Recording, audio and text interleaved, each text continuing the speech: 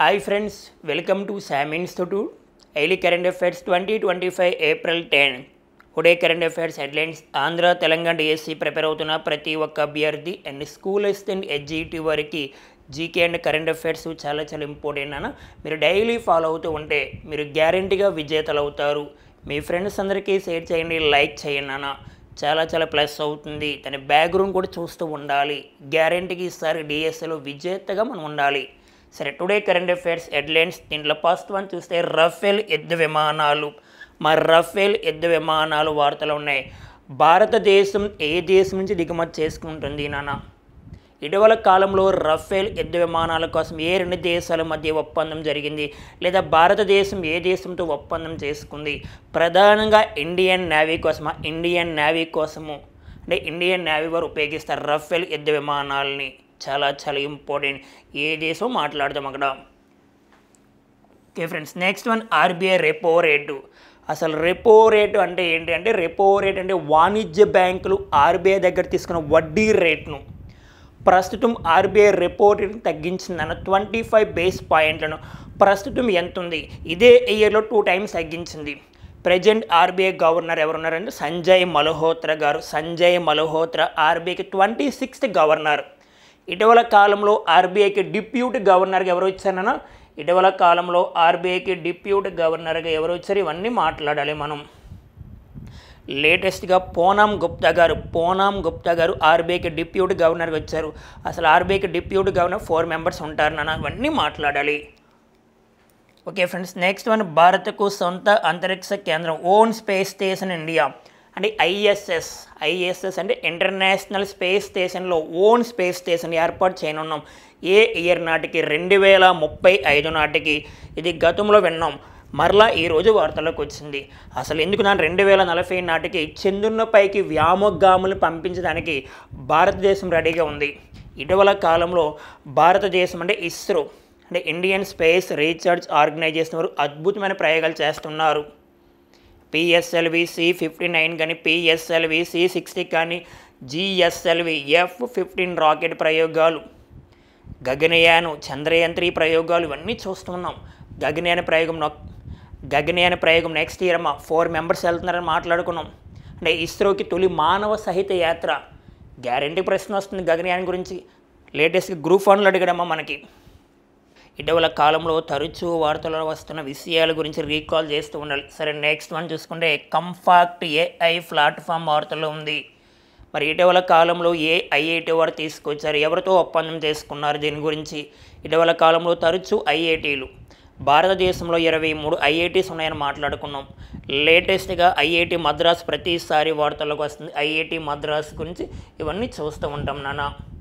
అలాగే భారతదేశంలో ఉన్న 23 ఐఐటీలో బెస్ట్ ఐఐటీగా పేరుంది ఐఐటి మద్రాస్. ఐఐటి మద్రాస్ యొక్క పాస్ట్ బ్రాంచ్ని జాంజీబార్లో ఏర్పాటు చేస్తాం మాట్లాడుకున్నాం. ఓకే ఫ్రెండ్స్, నెక్స్ట్ వన్ ప్రపంచ హోమియోపతి దినోత్సవం. అంటే every year world homeopathy day ఎప్పుడు జరుపుకుంటామంటే April 10 ఈ రోజున.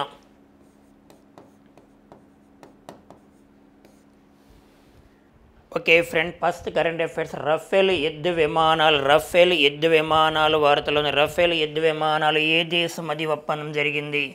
భారతదేశం మరియు ఫ్రాన్స్ దేశాల మధ్య ఒప్పందం జరిగింది. భారతదేశం ఫ్రాన్స్ దేశం నుంచి దిగుమతి చేసుకుంటుంది. ప్రధానంగా ఇండియన్ నేవీ కోసమమ్మా, అంటే ఇండియన్ నేవీలో ఉపయోగిస్తారు. ఇటీవల కాలంలో Indian navy day celebration 2024 December 4 ఎక్కడ జరిగిందమ్మా? ఒడిశాలో పూరి అనే ప్రాంతంలో. ఇటీవల కాలంలో నేవీకి సంబంధించిన విన్యాసాలు ఏమైనా ఉన్నాయి చూస్తూ ఉండాలి, లింక్ చేస్తూ ఉండాలి. December 4 ఇండియన్ నేవీ డే జరుపుకుంటాం. అలా 2024 December 4 Indian navy day celebration ఒడిశాలో పూరి అనే ప్రాంతంలో జరిగింది.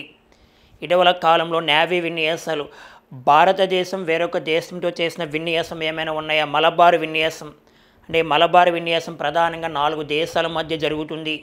ఈ 4 దేశాల క్వాడ్ కంట్రీస్ అంటాం. ఈ క్వాడ్ కంట్రీస్ అంటే ప్రధానంగా ఇండియా గుర్తు రావాలి, ఆస్ట్రేలియా గుర్తు రావాలి, అమెరికా గుర్తు రావాలి, జపాన్ గుర్తు రావాలి. నెక్స్ట్ క్వాడ్ కంట్రీస్ అంటే 4. ఈ 4 దేశాలు కలిసి ఏర్పాటు చేసిన ఒక విన్యాసం పేరు మలబార్ విన్యాసం. మీకు గతంలో కూడా చెప్పా, చాలా ఇంపార్టెంట్. ఒకటి ఇండియా ఉంటుంది, second one USA, next one Australia, next one Japan. ఈ 4 దేశాలు కలిసి ఏర్పరిచే విన్యాసం పేరే మలబార్ విన్యాసము. అలాగే మెలాన్ విన్యాసం కూడా ఒక నేవీ ఎక్సర్సైజ్. మెలాన్ అంటే బహుళ దేశాల విన్యాసం, దాదాపుగా 50 దేశాలు పైగా పాల్గొంటాయి. అలా రఫేల్ యుద్ధ విమానాలు ప్రధానంగా ఇండియన్ నేవీకి సంబంధించి భారతదేశం ఏ దేశంతో ఒప్పందం చేసుకుందంటే ఫ్రాన్స్ దేశంతో. ఇక్కడ చూసి 64,000 కోట్ల ఒప్పందమ్మ. దీని ద్వారా 26 యుద్ధ విమానాలు భారతదేశానికి వస్తాయి. మరి ఇక్కడ ప్రధానం గుర్తుపెట్టుకుంటే రఫేల్ యుద్ధ విమానాలు తయారు చేసే సంస్థ పేరు, ఆర్గనైజేషన్ పేరు చాలా చాలా ఇంపార్టెంట్ నాన్న. ఈ సంస్థ పేరు దస్సో ఏవియేషన్ సంస్థ వారు తయారు చేస్తారు. ఇప్పుడే కాదన్న గతంలో కూడా చాలా ఒప్పందాలు చేసుకున్నాం.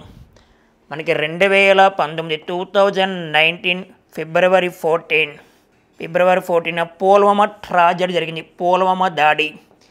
ఈ పుల్వామా దాడిలో భారతదేశానికి చెందిన సిఆర్పిఎఫ్ జవాన్లు చనిపోయారు. ఇదే సమయంలో రివెంజ్గా భారతదేశం ఫ్రాన్స్ దేశానికి చెందిన దస్సో ఏవియేషన్ సంస్థ నుంచి ఒక యుద్ధ విమానాన్ని దిగుమతి చేసుకున్నాం. మిరాజ్ 2000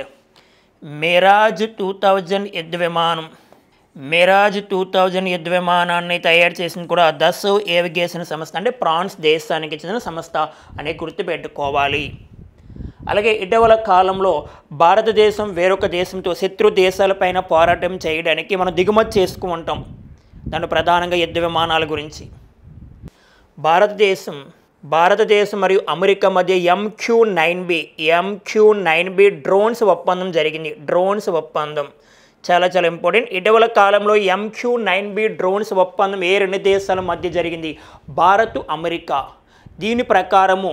దీని ప్రకారం ఈ ఒప్పందం ప్రకారం అమెరికా దేశం నుంచి 31 డ్రోన్స్ని దిగుమతి చేసుకున్నాం. 31 డ్రోన్స్ని దిగుమతి చేసుకున్నాం.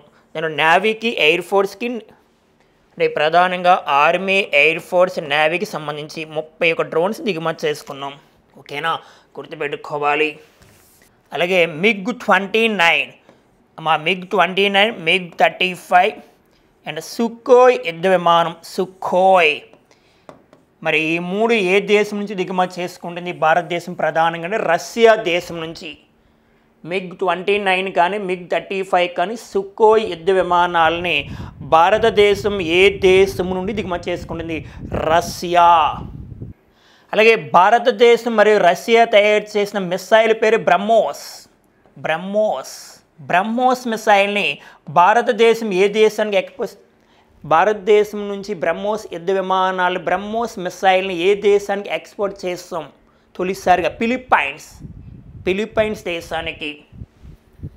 అలాగే ఫాల్కాన్ నెక్స్ట్ వన్ రాడార్లను భారతదేశం ఏ దేశం నుంచి దిగుమతి చేసుకుంటుందంటే ఇజ్రాయెల్ దేశం నుంచి. ఫాల్కన్ రాడార్ యుద్ధ విమానాలు ప్రధానంగా మనకి ఇజ్రాయెల్ దేశం నుంచి.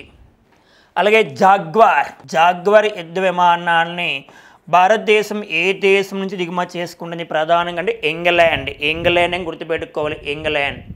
ఇలా సబ్జెక్ట్ వస్తే దాన్ని లింక్ చేస్తూ ఉండాలి. కరెంట్ అఫైర్స్ అంటే ఈరోజే కదనా, గత ప్రీవియర్స్ ఏమైనా ఉన్నాయా, దాని లింక్ అప్ చూస్తూ ఉంటే మీకు చాలా చాలా ప్లస్ అవుతుంది. అయితే మనలో ఉన్న ప్లస్ ఏంటంటే మీకు గతంలో జరిగిపోయిన సబ్జెక్ట్ మరలా లింక్ చేసి చెప్తూ ఉంటా. దీనివలన గతంలో విన్న టాపిక్ మీకు రీకాల్ అవుతుంది. ఏమైనా గతంలో మీరు ఎవరైనా వినకపోయినా కొత్తగా ఛానల్ చూసినా మీకు ప్లస్ అవుతుంది. కొత్తగా ఎవరు ఈరోజు చూసినా సరే జస్ట్ ఈరోజు జరిగినట్టు ఉంటుంది. గతంలో లింక్ ఆఫ్ లేకుండా ఉండదు. లింక్ ఆఫ్ ఉండాలి గ్యారెంటీగా. ఇదే సబ్జెక్ట్ అంటే. Okay friends, next current affairs. RBI repo rate. మనకి ద్రవ్యోల్బణం పెరిగితే ధరలు పెరుగుతాయి అంటాం.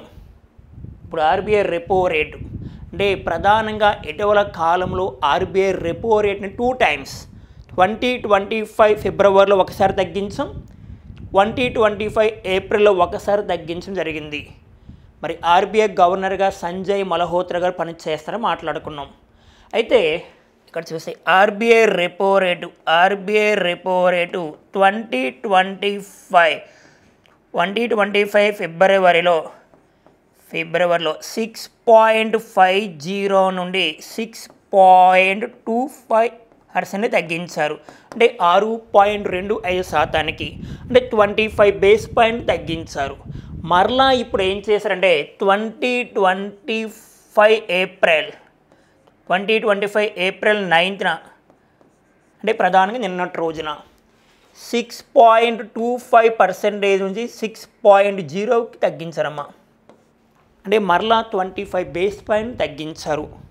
ఇటీవల కాలంలో ఆర్బీఐ రెపో రేట్ని ఎంత నుంచి ఎంత తగ్గించారంటే 6.25% నుంచి 6.0కి తగ్గించారు. ఇక్కడ చూస్తే 6.25% నుంచి 6% తగ్గించారు. అసలు రెపో రేటు అంటే ఏంటి? అసలు రెపో రేట్ని ఆర్బీఐ ఏ ఇయర్లో తీసుకొచ్చింది? 1992. రెపో రేటు అంటే వాణిజ్య బ్యాంకులు ఆర్బీఐ దగ్గర తీసుకున్న వడ్డీ రేట్ను. అంటే మనకి సాధారణంగా మనీ కావాలంటే బ్యాంకుల దగ్గరికి వెళ్తాం, మరి బ్యాంకులకి మనీ కావాలంటే ఆర్బీఐ దగ్గర తీసుకుంటుంది. అందుకే ఆర్బీఐని ఏ పేరుతో పిలుస్తారు? Bankers bank of India. అంటే బ్యాంకులకే బ్యాంకు వంటిది, లేదా బ్యాంకులకు రుణదాత అని పిలుస్తారు ఆర్బీఐ. ఇప్పుడు వాణిజ్య బ్యాంకులు ఆర్బీఐ దగ్గర తీసుకున్న వడ్డీ రేట్ని రెపో రేట్ అంటారు. మరి ఏ ఇయర్లో వచ్చింది? 1992. మరి రివర్స్ రెపో రేట్ ఏ ఇయర్లో వచ్చింది అంటే మనకు 1996. రివర్స్ రెపో రేట్ అంటే వాణిజ్య బ్యాంకులు ఆర్బీఐకి ఇచ్చే అమౌంట్ని. అర్థమైందా పాయింట్? వాణిజ్య బ్యాంకులకు అవసరమైతే ఎక్కడ తీసుకుంటుంది? ఆర్బీఐ దగ్గర. ఇప్పుడు ఆర్బీఐ ఏం చేస్తుందంటే వాణిజ్య బ్యాంకుల దగ్గర తీసుకుంటుంది, దానికి రివర్స్ రెపో రేట్ అంటాం. ప్రజెంట్ ఎంతమ్మా? 3.35%. మనకి ఆర్బీఐ గవర్నర్గా సంజయ్ మల్హోత్రా గారు వచ్చిన తర్వాత 2 times తగ్గించారు. ఓకేనా? అంటే present RBI governor 26th governor పనిచేస్తున్నారు సంజయ్ మల్హోత్రా. అండ్ ఆర్బీఐలో డిప్యూటీ గవర్నర్గా 4 members ఉంటారమ్మా. 4 members. మనకి డిఎస్సి పర్పస్లో అన్ని పాయింట్లు అవసరం లేదు, మనకు కావాల్సిన పాయింట్ తీసుకోవాలి అంతే. మరి ఆర్బీఐలో 4 members మా డిప్యూటీ గవర్నర్ ఉంటారు. లేటెస్ట్గా పూనం గుప్తా గారు వచ్చారు, ఒక మహిళ. పూనం గుప్తా గారు 16వ ఆర్థిక సంఘంలో కూడా పనిచేశారమే ఉంది. ఇప్పుడు ఆర్బీఐ డిప్యూటీ గవర్నర్ 4 members గురించి మనం మాట్లాడితే ప్రధానంగా ఫస్ట్ వన్ పూనం గుప్తా గారు, లేటెస్ట్గా వచ్చారు పూనం గుప్తా గారు. సెకండ్ పర్సన్ డిప్యూటీ గవర్నర్గా ఎవరు పనిచేస్తున్నారంటే మనకి ఎం రాజేశ్వరన్.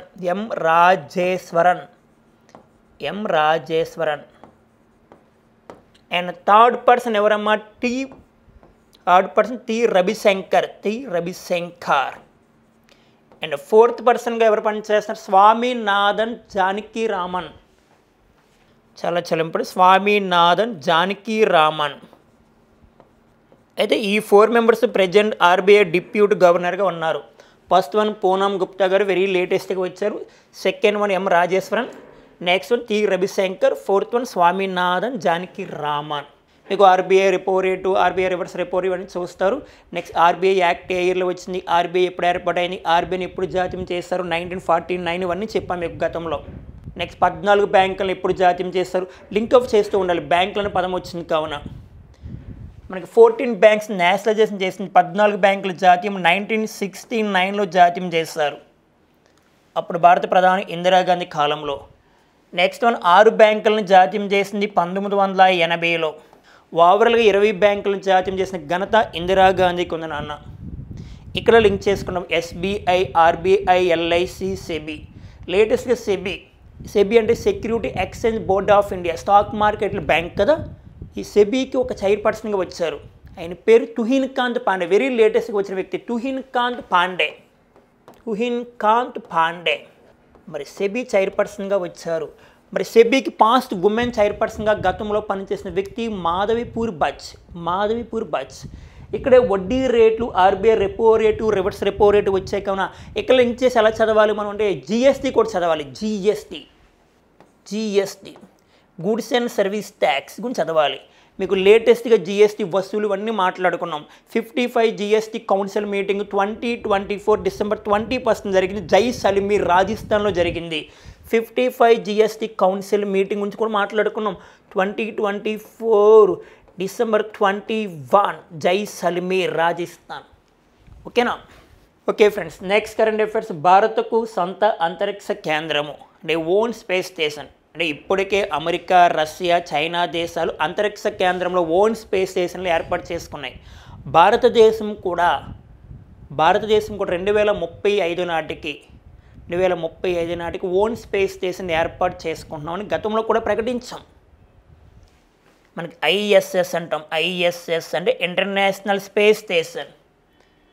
ఇంటర్నేషనల్ స్పేస్ స్టేషన్ ఏర్పాటు చేస్తాం. ఏ ఇయర్ నాటికి? 2035 నాటికి. మరి ఏ పేరుతో? Bharat space station. చాలా చాలా ఇంపార్టెంట్. భారతదేశం ఓన్ స్పేస్ స్టేషన్, సొంతంగా అంతరిక్ష పరిశోధన కేంద్రం ఏ పేరుతో ఏర్పాటు చేయనున్నది? ఈ పాయింట్ మనకి ఇంపార్టెంట్. భారత్ స్పేస్ స్టేషన్ ఏ ఇయర్ నాటికి? 2035 నాటికి. ఇదే సమయంలో భారతదేశ అంతరిక్ష పరిశోధన సంస్థ ఏ విధంగా ప్రకటించిందంటే ఇస్రో 2040 నాటికి చందమామ పైకి వ్యామగాములు పంపిస్తాం. 2040 నాటికి. మీకు చెప్పా 2026లో అయితే ఆర్టిమిస్ 2 అనే పేరుతో 4 మెంబర్స్ చంద్రునిపైకి వెళ్తున్నారు. ఎవరు పంపిస్తారంటే అమెరికా అంతరిక్ష సంస్థ నాసా వారు పంపిస్తున్నారు. 2026లో 4 మెంబర్స్. నీకు చాలాసార్లు చెప్పా.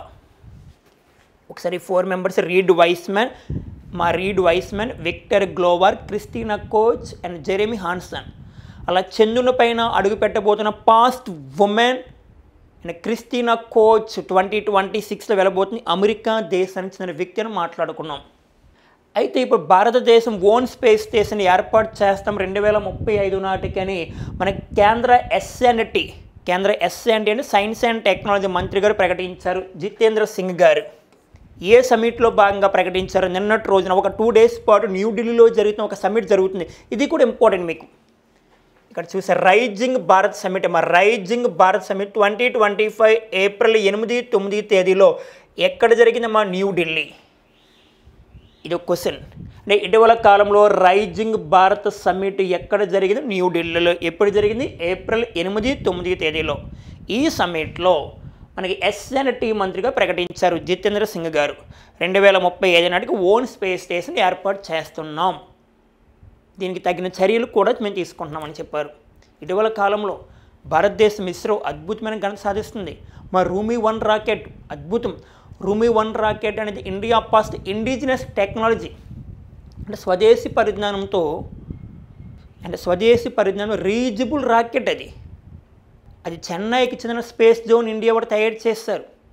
ఈ రాకెట్ ద్వారా ఇస్రో 2024లో 53 శాటిలైట్స్ పంపించారు. 53 శాటిలైట్స్. ఓకే, గుర్తుపెట్టుకో. రూమీ 1 రాకెట్ ద్వారా.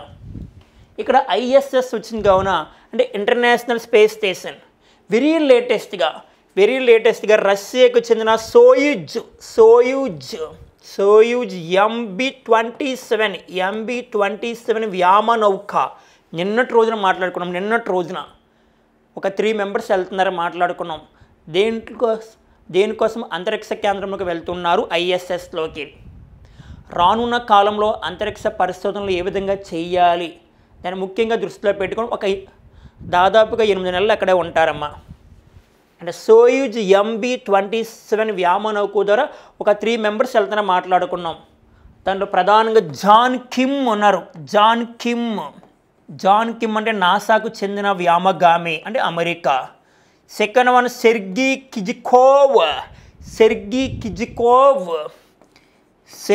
కిజికోవ్ ఏ దేశము అంటే Russia. Next one Alexey Zubritsky. ఏం పేరు? Alexey Zubritsky Russia. మా ఇటీవల కాలంలో సోయూజ్ MB-27 రాకెట్ ద్వారా 3 members వెళ్ళారు అంతరిక్ష రంగంలోకి. ఆ 3 members John Kim, Sergey Kizikov, next Alexey Zubritsky. Okay, ఎలా గుర్తుపెట్టుకోవాలి? ఇలాగే ఉంటుందన్న పదాలు. Okay friends, next current affairs మనం చూస్తే ఇటీవల కాలంలో ప్రతిసారి ఐఐటీలో వార్తలు ఉన్నాయి. ఐఐటీస్ మరి ప్రతిసారి కూడా ఏఐ కూడా వార్తలకు వస్తుంది. ఏఐ ఆర్టిఫిషియల్ ఇంటెలిజెన్స్ ఏఐ అంతరాలను తగ్గించడానికి, ఏఐలో ఉన్న అంతరాలను తగ్గించడానికి లేటెస్ట్గా ఐఐటి మద్రాస్ మరి జిరోహ్ ల్యాబ్స్, మరి జిరోహ్ ల్యాబ్స్ అంటే కాలిఫోర్నియాకి చెందిన వారు మధ్య ఒక ఒప్పందం జరిగింది. దేనికోసం ప్రధానంగా అంటే కంఫాక్ట్ ఏఐ ప్లాట్ఫామ్ చాలా ఇంపార్టెంట్. కంఫాక్ట్ ఏఐ ప్లాట్ఫామ్, మనకు ఐఐటి అని పదం వస్తే సింగిల్ లైన్ క్వశ్చన్.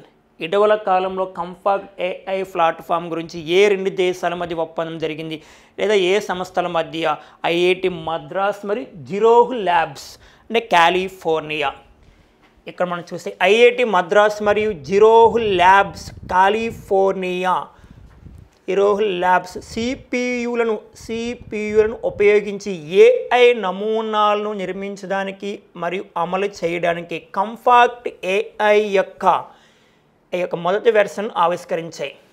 సిపియు అంటే computer processing unit computer processing unit గురించి. Next one, centre of AI research, AI పరిశోధన కేంద్రం కూడా ప్రారంభిస్తున్నాయి. రానున్న కాలంలో ఏఐని రూపొందించడానికి, ఏఐ వారు అనుకున్నట్టు వారు డిజైన్ చేయడానికి ఇక్కడ సెంటర్ ఆఫ్ ఏఐ రీసెర్చ్ అంటే ఏఐ పరిశోధన కేంద్రాన్ని కూడా ప్రారంభిస్తున్నాయి. ఎవరెవరంటే ఐఐటి మద్రాసు, జిరోహ్ ల్యాబ్స్. క్వశ్చన్ గుర్తుపెట్టుకో, అంటే ఇటీవల కాలంలో సెంటర్ ఆఫ్ ఏఐ రీసెర్చ్ పరిశోధన కేంద్రాన్ని ఏర్పాటు చేస్తున్నారు కదా. ఎవరెవరి మధ్య ఒప్పందం జరిగింది? ఐఐటి మద్రాసు, జిరోహ్ ల్యాబ్స్ అంటే కాలిఫోర్నియా. ప్రధానంగా దేనికోసమంటే ఏఐ అంతరాలను తగ్గించడానికి. సరిపోతుంది, మీకు ఎక్కువ చెప్తే అవసరం లేదు మనకు ఐఐటి వస్తే. మరి ఇటీవల కాలంలో ఐఐటి మద్రాస్ మరోసారి వార్తలకు వచ్చింది. లేటెస్ట్గా విపత్తు సమయంలో సహాయక చర్యలు అందించడానికి ఒక 2 days బ్యాక్ చెప్పా. విపత్తు సమయంలో భూకంపాలు కానీ తుఫాన్లు కానీ ఏదైనా వచ్చినప్పుడు భవనాలు కూలిపోతూ ఉంటాయి. మనం గూగుల్ మ్యాప్ ద్వారా అయితే ఏం చేస్తాం, ఒక భవనం లోపలికి వెళ్ళాం, భవనం లోపల ఏం జరుగుతుందో మనం చెప్పలేం. కానీ భవనం లోపల భవనాలు ఎలా ఉన్నాయి, ఎలా బద్దలయ్యాయి, ఇవన్నీ తెలుసుకోవడానికి, ఆ భవనాలు కూలిపోవడానికి కారణం ఏంటి, రానున్న కాలంలో అలాంటి జరగకుండా ఒక మ్యాప్ని ఇటీవల కాలంలో ఐఐటి మద్రాస్ వారు రూపొందించారు. ప్రధానంగా విపత్తు సమయంలో సహాయక చర్యలు అందించడానికి ఒక మ్యాప్. ఆ మ్యాప్ పేరు యూబిక్ మ్యాప్ యూబిక్ మ్యాప్ను ఎవరు రూపొందించారు? ఐఐటి మద్రాస్. ఐఐటి మద్రాస్ని ప్రతిసారి చెప్తున్న మోనో ట్రైన్ అంటే గుర్తు రావాల్సింది ఐఐటి మద్రాస్. కథ మనకి కృత్రిమ మోకాలు IIT Madras. Touch and feel technology online cloth మనకి ఐఐటి మద్రాస్. ఓకేనా. నెక్స్ట్ హోమోసెఫ్ అని సెప్టిక్ ట్యాంక్లను క్లీన్ చేసే ఒక రోబో. చాలా ఇంపార్టెంట్. హోమోసెఫ్ అనే ఒక రోబోని సెప్టిక్ ట్యాంక్లను క్లీన్ చేసడానికి ఐఐటి మద్రాస్ వారు తీసుకొచ్చారు. అండ్ నెక్స్ట్ నియో స్టాండ్ అనే వీల్ చైర్ వికలాంగుల కోసం, దివ్యాంగుల కోసం ఎవరు? ఐఐటి మద్రాస్. ఇలా చూస్తూ ఉండండి, మీకు చాలా ప్లస్ అవుతాయి. Okay friends, next current affairs. ప్రపంచ హోమియోపతి దినోత్సవం ప్రతి సంవత్సరం ఎప్పుడు జరుపుకుంటామంటే April 10వ. ఇక్కడ చూస్తే వరల్డ్ హోమియోపతి డే. మరి ప్రపంచ హోమియోపతి పితామహుడిగా ఎవరిని పిలుస్తారు? ఆయన యొక్క జయంతి సందర్భంగానే ప్రతి సంవత్సరం April 10కి ఇంపార్టెన్స్ వరల్డ్ హోమియోపతి డే. చాలా ఇంపార్టెంట్. మనకి డేట్స్ పర్పస్లో ముఖ్యమైన తేదీలో గ్యారెంటీ ప్రశ్న వస్తుంది. మనకి పేపర్ టఫ్గా ఇవ్వాలనుకుంటే ఒక 4 డేట్స్ ఇస్తాయి. Matching of the following. Paper ఈజీగా వస్తే డైరెక్ట్ క్వశ్చన్. ఇక్కడ చూస్తే ప్రపంచ హోమియోపతి దినోత్సవం ప్రతి సంవత్సరం April 10వ జరుపుకుంటాం. అంటే ఈ రోజున. Next one, doctor Christian Frederick Samuel Hahnemann జన్మదినోత్సవం సందర్భంగా ప్రపంచ హోమియోపతి పితామహుడిగా ఆయనే పిలుస్తారు. Doctor Christian Frederick Samuel Hahnemann. ఓకేనా. ఆయన జయంతి సందర్భంగా ప్రతి సంవత్సరం జరుపుకుంటాం. ఒక డే వస్తే దానికి థీమ్ ఇంపార్టెంట్. థీమ్ అంటే ఇతివృత్తము, దానికి మెసేజ్. మరి 2025 థీమ్ చూసుకుంటే ఆద్యాపన్ అనుసంధాన్. 2025 ప్రపంచ హోమియోపతి దినోత్సవం థీమ్ ఆద్యాపన్ అనుసంధాన్. మా వెరీ లేటెస్ట్గా April 7 ప్రతి సంవత్సరం జరుపుకుంటాం మాట్లాడుకున్నాం. April 7 వరల్డ్ హెల్త్ డే, ప్రపంచ ఆరోగ్య దినోత్సవం మాట్లాడుకున్నాం. ఇవన్నీ చూడండి.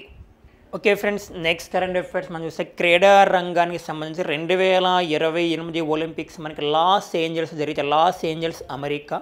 ఈ లాస్ ఏంజల్స్ జరుగుతున్న ఒలింపిక్స్లో కొన్ని క్రీడలు యాడ్ చేస్తున్నాయి, కొత్త క్రీడల్ని. అలా లేటెస్ట్గా ఒక గేమ్కి అవకాశం వచ్చింది అని ఐఓసి ప్రకటించింది. 2028 ఒలింపిక్స్లో ఈ గేమ్ని యాడ్ చేస్తున్నాం. ఆ గేమ్ పేరు ఏంటంటే కాంపౌండ్ ఆర్చరీ. Compound archery.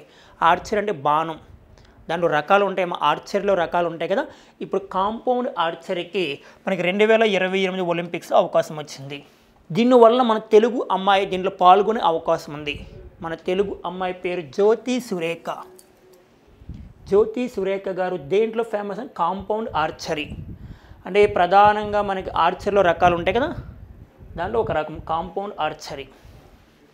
అయితే ఇప్పటికే ఐఓసి అనుమతి ఇచ్చింది కొన్ని గేమ్స్కి. మనకి 2028 ఒలింపిక్స్ ఎక్కడ జరిగితే లాస్ ఏంజల్స్ అమెరికాలో 34th ఎడిషన్. ఒలింపిక్స్ని ఎవరు ఆర్గనైజ్ చేస్తారంటే మనకి ఐఓసి, ఇంటర్నేషనల్ ఒలింపిక్ కమిటీ వారు. ఐఓసి ప్రధాన కార్యాలయం లొస్సానే. మరి ఐఓసి ఏర్పాటైంది 1894. మరి ఐఓసి ఏ ఇయర్ నుంచి ఒలింపిక్స్ని కండక్ట్ చేస్తుంది అంటే 1896 నుంచి. పాస్ట్ ఒలింపిక్స్ గ్రీసు రాజధాని ఏథెన్స్లో జరిగాయి. గ్రీసు రాజధాని ఏథెన్స్, ఓకేనా. అలా సెకండ్ ఒలింపిక్స్ 1900 ఎక్కడ జరిగాయి? ప్యారిస్లో జరిగాయి. ప్యారిస్ ఒలింపిక్స్కి ఇంపార్టెన్స్ ఉమెన్స్ పాల్గొన్నారు. భారతీయులకి కూడా అవకాశం ఇచ్చిన ఒలింపిక్స్. భారతీయులు ఏ ఒలింపిక్స్ నుంచి పాల్గొన్నారంటే 1900 ఒలింపిక్స్, ప్యారిస్ ఒలింపిక్స్. ఉమెన్స్కి అవకాశం ఇచ్చింది కూడా ప్యారిస్ ఒలింపిక్స్ 1900. వెరీ లేటెస్ట్గా 2024లో 33rd ఒలింపిక్స్ జరిగాయని చెప్పుకున్నాం చాలాసార్లు మీకు. దీంట్లో భారతదేశం యొక్క ర్యాంకు 71. భారతదేశం సాధించిన పథకాల సంఖ్య 6 అని మాట్లాడుకున్నాం. 0+1+5 అని చెప్పుకున్నాం. ఈ ప్యారిస్ ఒలింపిక్స్లో ఫస్ట్ ప్లేస్ 126 పథకాలతో అమెరికా ఉందని మాట్లాడుకున్నాం. 40, 44, 42 గోల్డ్, సిల్వర్, బ్రాంజ్ గురించి మాట్లాడుకున్నాం, ఓకేనా. ఇప్పుడు మరలా అంటే Olympics every 4 years one time, ప్రతి 4 సంవత్సరాలకు ఒక్కసారి జరుగుతాయి. మరి 2024లో జరిగితే మరలా 2028లో లాస్ ఏంజల్స్ అమెరికా, అది 34th ఎడిషన్. దాంట్లో కొన్ని గేమ్స్ని యాడ్ చేస్తారు, ఆల్రెడీ మీకు తెలుసు. వెరీ లేటెస్ట్గా బాక్సింగ్ కూడా ప్రకటించారు. బాక్సింగ్ కూడా పాల్గొంటుంది. బాక్సింగ్ని యాడ్ చేశారు 2028 ఒలింపిక్స్. గతంలో మనకు ఒక 5 కొత్త క్రీడలను ఏర్పాటు చేశారు. ఒక 5 కొత్త గేమ్స్ని 2028 ఒలింపిక్స్తో యాడ్ చేస్తాం ప్రకటించింది ఐఓసి. అవి ఏంటి అంటున్నా? Baseball, next one football, next one T20, next one squash, next one lacrosse. ఈ 5 గేమ్స్ కూడా ఎప్పుడమ్మా 2028 ఒలింపిక్స్లో. ఇప్పుడు మరలా ఏమొచ్చింది? బాక్సింగ్ అండ్ కాంపౌండ్ ఆర్చరీ ఇంకా పెరిగే అవకాశం ఉంది 2028 ఒలింపిక్స్కి. అంటే కొత్త games baseball, football, T20, squash, lacrosse. President IOC ప్రెసిడెంట్గా ఒక ఉమెన్ వచ్చారని మాట్లాడుకున్నాం. ప్రెసిడెంట్ ఐఓసి ప్రెసిడెంట్గా ఒక వ్యక్తి పనిచేస్తున్న థామస్ బాచ్. ఈ థామస్ బాచ్ యొక్క పదవీకాలం అయిపోతుంది జూలైతో. ఆ తర్వాత ఎవరు వస్తున్నారు? ఐఓసి కొత్త ప్రెసిడెంట్, పాస్ట్ ఉమెన్ ప్రెసిడెంట్. ఐఓసికి పాస్ట్ ఉమెన్ ప్రెసిడెంట్, వరుస క్రమంలో 10th ప్రెసిడెంట్ అమ్మ. ప్రెసిడెంట్ 9th ప్రెసిడెంట్గా ఐఓసి ప్రెసిడెంట్గా ఎవరు పనిచేస్తున్నారు? Thomas batch. Next IOC 10th ప్రెసిడెంట్గా ఒక మహిళ నియమించారు. ఆమె ఇంపార్టెన్స్ ఏంటంటే IOC past woman president, past African women president అంటే ఐఓసికి. ఆమె పేరు క్రిస్టీ కోవెంట్రీ.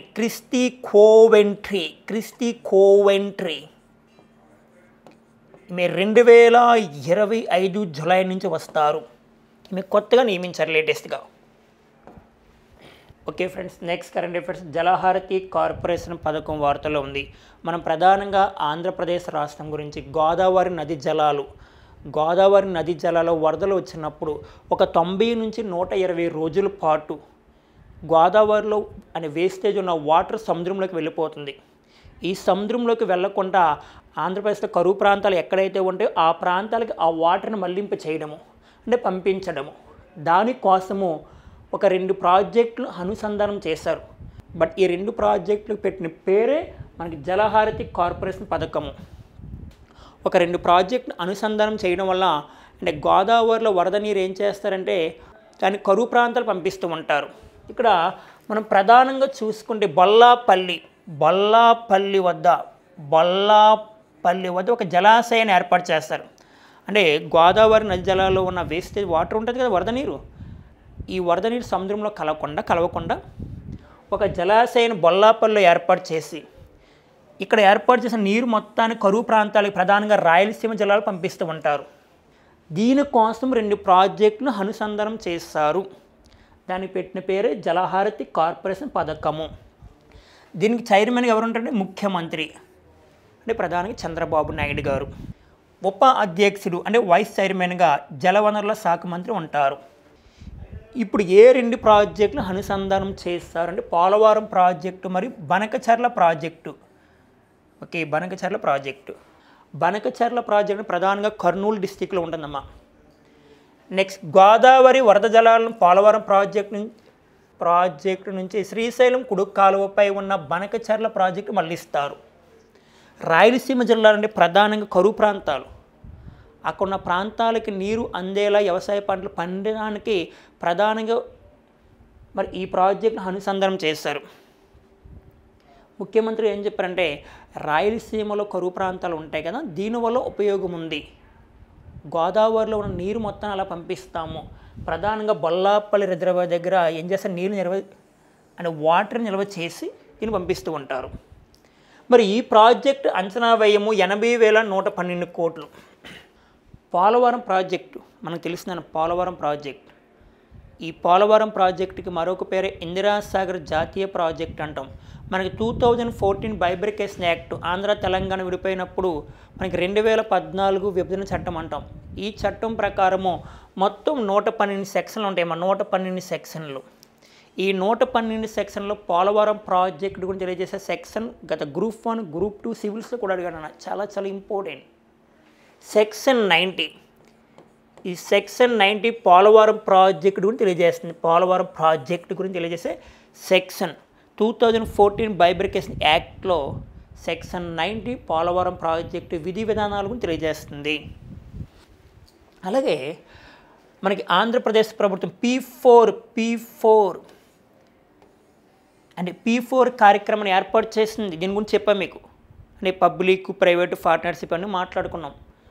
అంటే ఆంధ్రప్రదేశ్ పేద రహిత రాష్ట్రంగా మారడానికి, కంప్లీట్గా ధనిక రాష్ట్రంగా మారడానికి, అంటే పేదవారిని ధనికులతో అనుసంధానం చేయడానికి P4 కార్యక్రమం ఏర్పాటు చేస్తారు.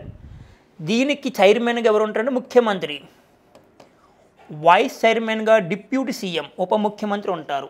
ఇలా లింక్ చేస్తూ ఉండాలి subject. Okay friends, next current affairs. ప్రతిసారి గత 1 year నుంచి వార్తలో ఉన్న ఒక టాపిక్ చాలా ఇంపార్టెంట్, గ్యారెంటీ ప్రశ్న వస్తుంది. ఒక టాపిక్ పేరు వక్ఫ్ WAQF. వక్ఫ్ చట్టం వార్తలో ఉంది. వక్ఫ్ చట్టము అంటే ఇస్లాం మతం సిద్ధాంతాల ఆధారంగా దానం చేసేది ఏదైనా సరే, అది భూమి అవ్వచ్చు, ఆస్తి అవ్వచ్చు, నెక్స్ట్ ప్రధానంగా భవనాలు అవ్వచ్చు, లేదా మా డబ్బే అవ్వచ్చు, ఏదైనా అవ్వచ్చు. వక్ఫ్ చట్టం కింద ఒకసారి దానం చేస్తే మరలా తీసుకోవడానికి వీలు ఉండదు. ప్రధానంగా ముస్లింలు సమాజ ప్రయోజనం కోసం ఇచ్చే దానం మరి మతపరమైనది. ముస్లిం మత వర్గస్తులు వారు దాన ప్రయోజనాలు చేస్తూ ఉంటారు. దేనికోసం? సమాజ ప్రయోజనం కోసం. ఈ దానం చేసే భూమి అవ్వచ్చు, భవనాలు అవ్వచ్చు, డబ్బే అవ్వచ్చు, ఒక్కసారి వక్ఫ్ చట్టం కింద ఇస్తే మరలా తీసుకోవడానికి వీలు లేదు. దీన్ని గతంలో 1995 వక్ఫ్ యాక్ట్ అని పిలిచేవారు. ఇప్పుడు దీనికి పేరు కూడా తీసుకొచ్చారు. దీనికి సవరణ చేసి ఏ పేరుతో ఉమీద్ యాక్ట్గా తీసుకొచ్చారు. వక్ఫ్ చట్టాన్ని ఉమీద్ అనే పేరుతో తీసుకొచ్చారు ప్రజెంట్. అయితే ఇప్పుడు దీనికి రాష్ట్రపతి ఆమోద ముద్ర కూడా వేస్తారు. ఎప్పటి నుంచి అమల్లోకి వచ్చింది ప్రజెంట్, దీనిపైన చర్చ జరుగుతుంది ప్రజెంట్. అండ్ మనకి 2025 ఏప్రిల్ 15వ తారీఖున సుప్రీంకోర్టు హీరింగ్ కూడా ఉంది దీని గురించి. కానీ రాష్ట్రపతి ఆమోద ముద్ర వేస్తారు. రాష్ట్రపతి 2 సభలు లోక్సభ రాజ్యసభ ఆమోదించిన తర్వాతే రాష్ట్రపతి ఆమోద ముద్ర వేస్తారు. రాష్ట్రపతి ఎప్పుడైతే సంతకం చేస్తారో ఆ బిల్లు చట్టంగా మారుతుంది. చట్టంగా మారిన తర్వాత ఎప్పుడు చట్టంగా మారింది? రాష్ట్రపతి సైన్ చేసిన ఎప్పుడున్నా 2025 ఏప్రిల్ 5వ తారీఖున సంతకం చేస్తారు. ఎప్పుడైతే సంతకం చేస్తారో ఆ బిల్లు చట్టంగా మారుతుంది, అంటే అమలు అవుతుంది. ఇది 2025 ఏప్రిల్ 8వ తారీఖు నుంచి అమల్లోకి వచ్చింది. అంటే 2 సభలు, పార్లమెంట్లో ఉన్న 2 సభలు లోక్సభ రాజ్యసభ ఆమోదించిన తర్వాత రాష్ట్రపతి ఏం చేస్తారు? సైన్ చేస్తారు. ఏ ఆర్టికల్ ప్రకారము అంటే ఆర్టికల్ 111 ప్రకారం పార్లమెంట్ ఆమోదించిన బిల్లు రాష్ట్రపతి సమర్పిస్తారు. ఆర్టికల్ 111 ప్రకారం పార్లమెంటు ఆమోదించిన బిల్లును రాష్ట్రపతి సమర్పిస్తారు. అప్పుడు ఆమె సైన్ చేస్తూ ఉంటారు ఆ బిల్లుని. అది చట్టంగా మారుతుంది. అయితే ఇక్కడ ప్రధానంగా మనకి భారత రాజ్యాంగంలో మూడవ భాగం ప్రాథమిక విధుల గురించి తెలుస్తుంది. ప్రాథమిక విధులు, ఫండమెంటల్ డ్యూటీస్. దీంట్లో ఆర్టికల్ 25, 26, 27, 28 ఆర్టికల్ 25, 26, 27, 28 దీని గురించి తెలియజేస్తామా? ప్రధానంగా మతపరమైన సంస్థలు ఏర్పాటు చేసుకోవచ్చు, ఇవన్నీ చేసుకోవచ్చు. అంటే ప్రధానంగా మత స్వతంత్రపు హక్కు గురించి తెలియజేసే ఆర్టికల్ 25, 26, 27, 28. ప్రధానంగా ఆర్టికల్ 26 ఏం తెలియజేస్తుంది? మతపరమైన సంస్థలను ఏర్పాటు చేసుకోవచ్చు, దానం చేసుకోవచ్చు అని చెప్తుంది. అవి ఎవరిని ఉద్దేశించి కాదు, ఓకేనా? వారు దానం చేసుకోవచ్చు ఎవరికైనా సరే. అంటే భవనాలు అవ్వచ్చు, నెక్స్ట్ డబ్బే అవ్వచ్చు, ఏదైనా సంస్థలు ఏర్పాటు చేసుకోవచ్చు. అంటే ఆర్టికల్ 26. వక్ఫ్ చట్టం అమలుకు వచ్చింది. వక్ఫ్ చట్టం అమలైంది నాన్న ఏప్రిల్ 8 నుంచి అంటే 2025 ఏప్రిల్ 8 నుంచి అమలవుతుంది అని ఎవరు ప్రకటించారు? మైనార్టీ వ్యవహారాల శాఖ వారు. దీనికి రాష్ట్రపతి ఆమోద ముద్ర వేసింది 2025 ఏప్రిల్ 5వ తారీఖున. చాలా ఇంపార్టెంట్. వక్ఫ్ అనగా ఇస్లాం మతం సిద్ధాంతాల ఆధారంగా అంటే ప్రధానంగా దానం చేసేది. భవనాలు అవ్వచ్చు, డబ్బే అవ్వచ్చు, ఏదైనా అవ్వచ్చు, కానీ తిరిగి తీసుకోవడానికి వీల్లేదు. ఒక్కసారి వక్ఫ్గా ఇస్తే సరిపోతుంది. మనకు కావాల్సిన ప్రశ్నలు వక్ఫ్ చట్టం పైన లేటెస్ట్గా ఏ పేరుతో తీసుకొచ్చింది? ఉమీద్ అనే పేరుతో తీసుకొచ్చింది. రాష్ట్రపతి ఆమోద ముద్ర వేసింది ఎప్పుడు? 2025 ఏప్రిల్ 5వ తారీఖున. ఎప్పటి నుంచి అమల్లోకి వస్తుంది? 2025 ఏప్రిల్ 8వ తారీఖు నుంచి అమల్లోకి వచ్చింది. వక్ఫ్ సవరణ చట్టం గురించి మనకు ఉభయ సభల్లో, లోక్సభ రాజ్యసభలో ప్రధానంగా వక్ఫ్ బిల్లు గురించి ఒక కమిటీ చేస్తారు, జాయింట్ పార్లమెంట్ కమిటీ అంటే లోక్సభ రాజ్యసభ. ఏ కమిటీ నియమించారు? Joint parliament committee. దానికి అధ్యక్షుడు ఎవరున్నారు? జగదాంబిక పాల్. వక్ఫ్ బిల్లును సవరించడానికి వేసిన కమిటీలో సభ్యుడు లేదా ఎవరు నేతృత్వం వహించారు? జగదాంబిక పాల్ నేతృత్వంలో వక్ఫ్ సవరణ బిల్లు వచ్చిందని గుర్తుపెట్టుకోవాలి. Jagadambika Pal. Okay friends, next current affairs మనం చూస్తే హర్యానా పోలీస్ నియామకాలు అగ్నివీరులకు రిజర్వేషన్. మనం అగ్నిపథ్ పథకం అంటాం. ఇది 2022లో కేంద్ర ప్రభుత్వం తీసుకొచ్చింది. ఒక 4 years ట్రైనింగ్ ఇచ్చి జాబ్ ఇస్తారని ఇవన్నీ మాట్లాడుకున్నాం. 4 years పాటు ట్రైనింగ్ ఇస్తూ ఉంటారు. అయితే మరి ఇటీవల కాలంలో హర్యానా పోలీసు నియామకాలు అగ్నివీరులకు రిజర్వేషన్ 20% ప్రకటించింది. దేశంలో తొలిసారిగా పోలీస్ నియామకాలు అగ్నివీరులకు రిజర్వేషన్ ఇస్తున్నట్లు, అది కూడా 20%. మరి ఆ రాష్ట్ర ముఖ్యమంత్రి గారు నాయబ్ సింగ్ సైని ప్రకటించారు. నాయబ్ సింగ్ సైని. మరి హర్యానా ముఖ్యమంత్రి నాయబ్ సింగ్ సైని గారు ప్రకటించారు.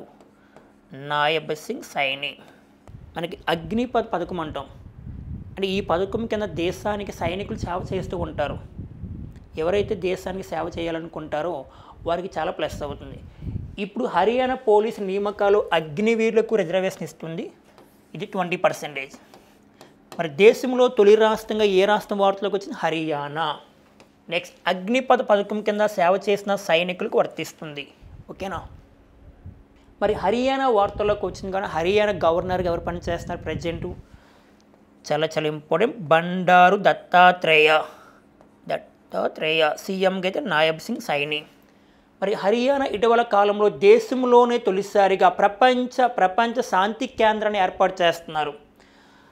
భారతదేశంలోనే తొలిసారిగా ప్రపంచ శాంతి కేంద్రాన్ని ఏర్పాటు చేస్తున్నట్లు మరి ఏ రాష్ట్రం వార్తల్లోకి వచ్చింది? ప్రపంచ శాంతి కేంద్రాన్ని ఏర్పాటు చేస్తున్నారు. హర్యానాలో గురుగ్రామ్లో ఏర్పాటు చేస్తున్నారు. గురుగ్రామ్. మరి ఇదే హర్యానాలో బ్రిటన్కి చెందిన ఒక యూనివర్సిటీని ఏర్పాటు చేస్తున్నారు, సౌతాంప్టన్. ఆ యూనివర్సిటీ పేరు సౌతాంప్టన్ యూనివర్సిటీ. ప్రధానంగా హర్యానాలో గురుగ్రామ్ ప్రాంతంలో ఏర్పాటు చేస్తున్నారు. ఇటీవల కాలంలో నేల ఆరోగ్యాన్ని కాపాడడానికి హర్యానా ప్రారంభించిన ఒక కార్యక్రమం చాలా చాలా ఇంపార్టెంట్. హరికేత్ స్వస్థకేత్. ఒకసారి గుర్తుపెట్టుకో, హరికేత్ స్వస్థకేత్ అంటే ప్రధానంగా నేల ఆరోగ్యాన్ని కాపాడడానికి ఏ రాష్ట్రం ప్రారంభించింది అంటే మనకి హర్యానా రాష్ట్రము. గుర్తుపెట్టుకోవాలి, హర్యానా రాష్ట్రము. అలాగే ఐఎస్ఏ అంటాం, ఐఎస్ఏ ఇంటర్నేషనల్ సోలార్ అలయన్స్. ఇది కూడా హర్యానాలో గురుగ్రామ్లో ఉంది. ఇది 2015లో ఏర్పాటు చేశారు. Okay friends, next current affairs మనం చూస్తే ఇది చాలా చాలా ఇంపార్టెంట్. మరి ఇటీవల కాలంలో ఎస్సీ వర్గీకరణ గురించి దేశం మొత్తం మీద కూడా ఎస్సీ వర్గీకరణ గురించి ఒక కమిటీ వేశారు, రాజీవ్ గౌబా కమిటీ. అలాగే ఆంధ్రప్రదేశ్లో కూడా ఎస్సీ వర్గీకరణ కోసం ప్రజెంట్ జరుగుతుంది. అంటే గవర్నర్ ఆమోద ముద్ర వేస్తే చట్టంగా మారుతుంది. దేశంలోనే తొలిసారిగా ఎస్సీ వర్గీకరణ కోసం వేసిన కమిటీ రాజీవ్ గౌబా కమిటీ. ఆంధ్రప్రదేశ్లో కూడా ఎస్సీ వర్గీకరణ జరుగుతుంది. దానిపైన ఏ కమిటీ వేశారు? రాజీవ్ రంజన్ మిశ్రా కమిటీ. చూడాలి, ఆంధ్రప్రదేశ్లో రాజీవ్ రంజన్ మిశ్రా కమిటీ వేశారు, రాజీవ్ రంజన్ మిశ్రా కమిటీ. అదే దేశవ్యాప్తంగా అయితే రాజీవ్ గౌబా కమిటీ. అయితే ఇదే సమయంలో తెలంగాణ రాష్ట్రంలో కూడా ఎస్సీ వర్గీకరణ కోసం గవర్నర్ ఆమోద ముద్ర వేశారు, గవర్నర్. అయితే ఇక్కడ గుర్తుపెట్టుకునే పాయింట్ మెజార్టీగా చాలా చాలా ఇంపార్టెంట్. దేశంలోనే తొలిసారిగా ఎస్సీ వర్గీకరణ చట్టాన్ని తీసుకున్న రాష్ట్రం అయితే తెలంగాణ రావాలి. తెలంగాణ, ఆంధ్రప్రదేశ్ కూడా వేశారు. కానీ కమిటీ నియమించారు, రాజీవ్ రంజన్ మిశ్రా కమిటీ. అది ఇంకా చట్టంగా మారలేదు. ఎప్పుడైతే గవర్నర్ సంతకం చేస్తారో ఆ బిల్లు చట్టంగా మారుతుంది, అది అమల్లోకి వస్తుంది. ఇప్పుడు దేశంలో తొలిసారిగా ఎస్సీ వర్గీకరణ చట్టం చేసిన రాష్ట్రం తెలంగాణ. ఇది సరిపోతుంది మనకి, తెలంగాణ స్టేట్. భారతదేశంలో తొలిసారిగా ఎస్సీ వర్గీకరణ చట్టం చేసిన రాష్ట్రము తెలంగాణ. ఆంధ్రప్రదేశ్ ఏ కమిటీ నియమించింది? మనకు రాజీవ్ రంజన్ కమిటీ లేదా రాజీవ్ రంజన్ మిశ్రా కమిటీ. భారతదేశంలో ఎస్సీ వర్గీకరణ పైన ఏ కమిటీ వేశారు? రాజీవ్ గౌబా కమిటీ. ఎప్పుడైతే ఎస్సీ వర్గీకరణకు బిల్లుకు గవర్నర్ ఆమోద ముద్ర వేస్తారో అది చట్టంగా మారుతుంది, గుర్తుపెట్టుకో. మరి ప్రెజెంట్ ఎస్సీ కమిషన్ చైర్పర్సన్గా ఎవరు పనిచేస్తున్నారు? భారతదేశంలో ఎస్సీ కమిషన్ చైర్పర్సన్గా ఎవరు పనిచేస్తున్నారు నాన్న? చాలా చాలా ఇంపార్టెంట్, కిషోర్